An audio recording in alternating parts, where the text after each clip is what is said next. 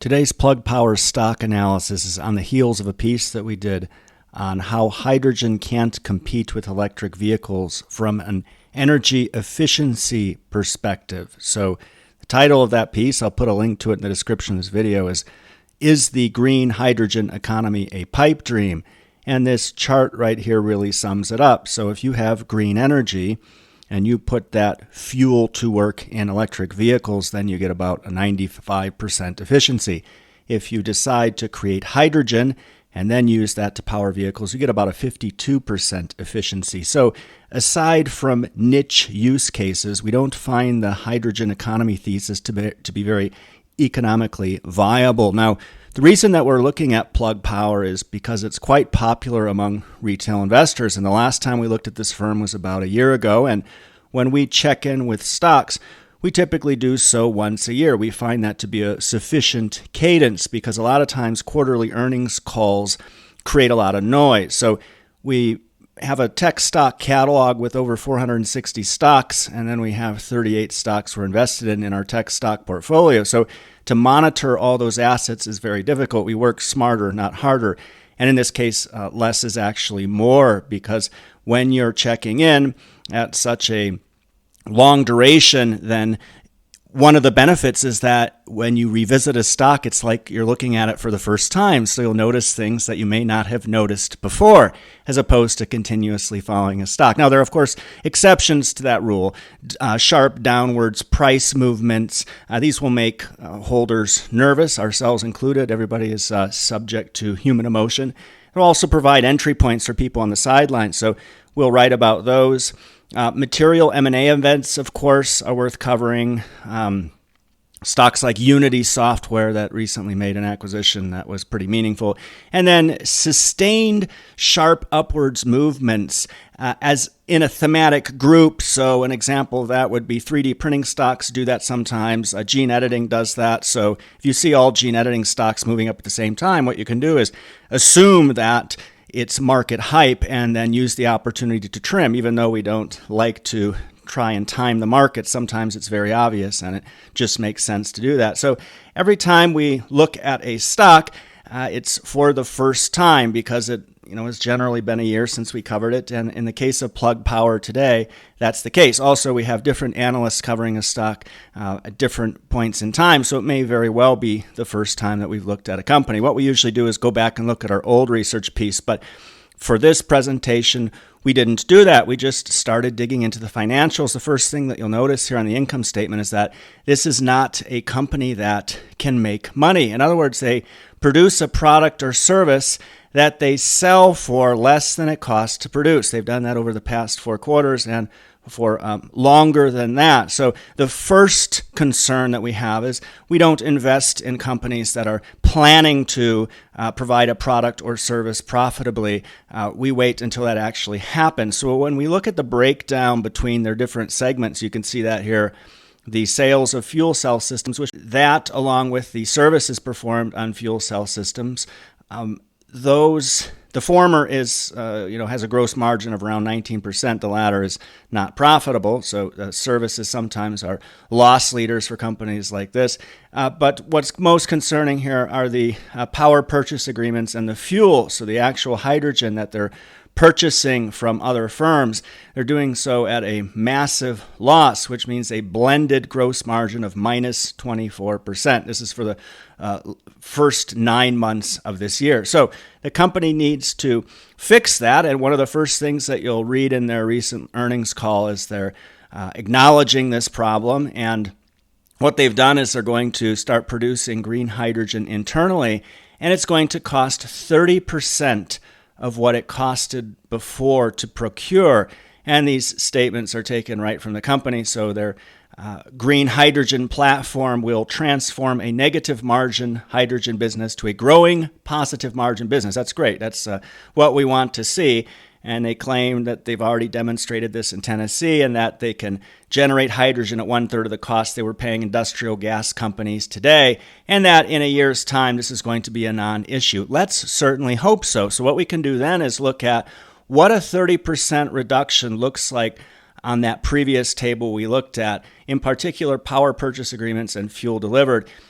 30% actually brings both those down to 0%. Well, that's not a very good place to be, because if they hit their target, then they're just going to be marginally at break even, not generating a profit. What happens if there's some variability there? They may still operate at a loss when you consider that fuel is becoming an increasingly large component of their overall revenues. But provided that they hit that target by the end of this year, then that means they'll have a positive gross margin of 13%, which doesn't give them a lot of leeway. Now, in that call transcript, one of the analysts called them out. It was a great set of questions. They said, in the letter, you talk about a step change in fuel margins, for instance. Now, when we think about a step change, we think about that as a consistent downwards or positive movement in a metric. But what the definition actually means is a meaningful movement, full stop. So just to make that clear. And the analyst continues, I know at the symposium you guided that minus 35%,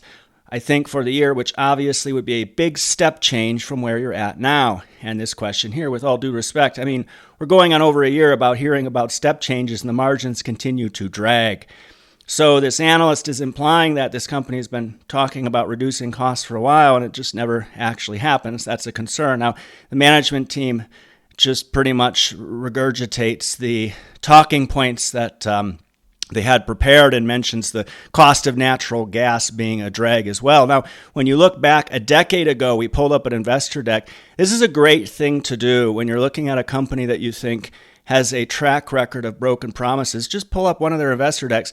Plug Power's been around for 26 years. So the fact that they're only now, after decades of being in business, talking about being able to produce a product or service that's profitable, and they still haven't done that yet, is very concerning. Look at this slide here, and you can read it for yourselves. They talk about how they're continuing to deliver cost reductions, enhancing their services. This is all about product and service cost roadmap. Well, 10 years later, what happened to that roadmap? We're still providing a product and service at a negative gross margin. We don't like that at all. Now, this chart is in the letter to shareholders, and we have a big concern around the company's method of communicating with retail investors. But this is a chart they provide that shows the decline of hydrogen as a fuel over time, and that will map to their movement towards profitability this year. Now, they said here in that same letter that shows the decline in the cost of hydrogen that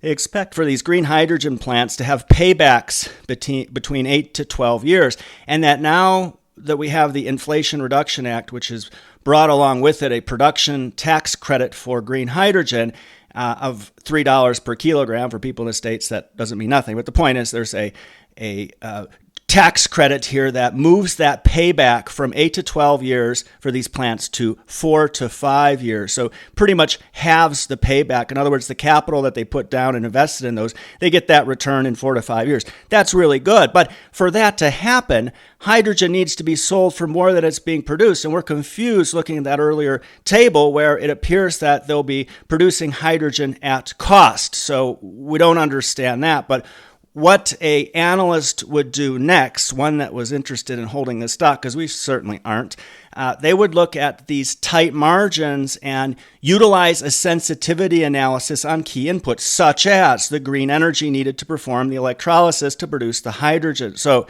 these are things that you'd want to look at next. Now, one of the things we don't see the company talking about, and they did 10 years ago, we took this chart from their deck, is the benefits of hydrogen. Here they talk about increased productivity up to 15%, $3 million in savings in less than a year, things that are very appealing. Does that still hold true? Well, we don't know, because when you look at the company's website now, it's very sparse.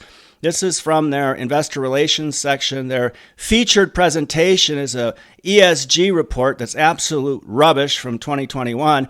And then look here at their latest quarterly results. There's no deck there. You see the investor letter. They have a webcast. Nobody wants to sit through a webcast and listen to management ramble on. We can simply read a transcript, a press release, and a 10Q.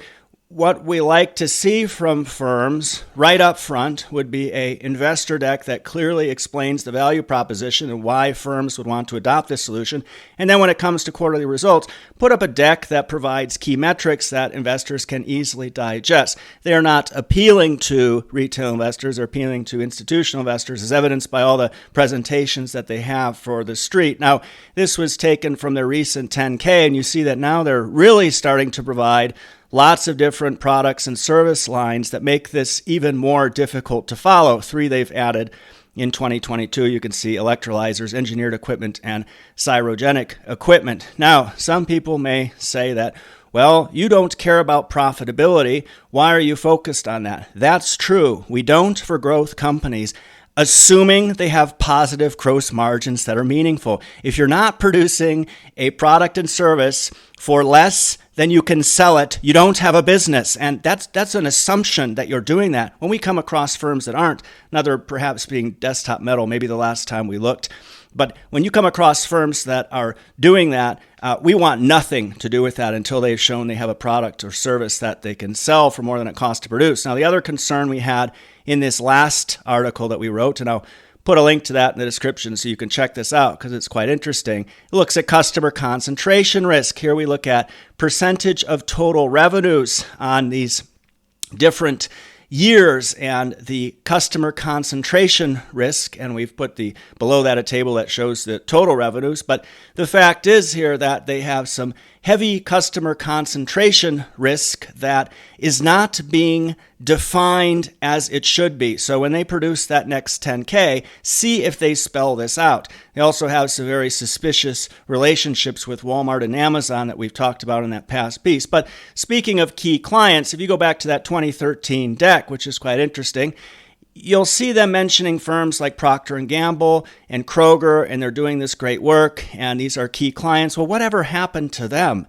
Did they stop focusing on other clients because they needed to focus so heavily on Walmart and Amazon? Who knows? But we've seen in the past with this firm a lot of talk about a lot of different marquee names, and today it's all about, well, they have new names coming on board. What about the names that you had coming on board 10 years ago? Didn't those turn into anything based on the concentration that you have with Walmart and Amazon? So these are all problems that add up to a stock that we wouldn't touch with a 10-foot pole, not to mention there's a lot of hype around it, and of course a certain degree of cheerleaders and meme stock elements. But what this firm needs to do is produce hydrogen at 30% of the cost they were paying before just to break even. So they need to do what they say they're going to do, and then they still have problems, but at least that will be good to see they're on the right track. And what if they can't do that for whatever reason? Well, then that's a real concern and should be a big red flag for investors who have been tagging along with the promises of the hydrogen economy for decades now.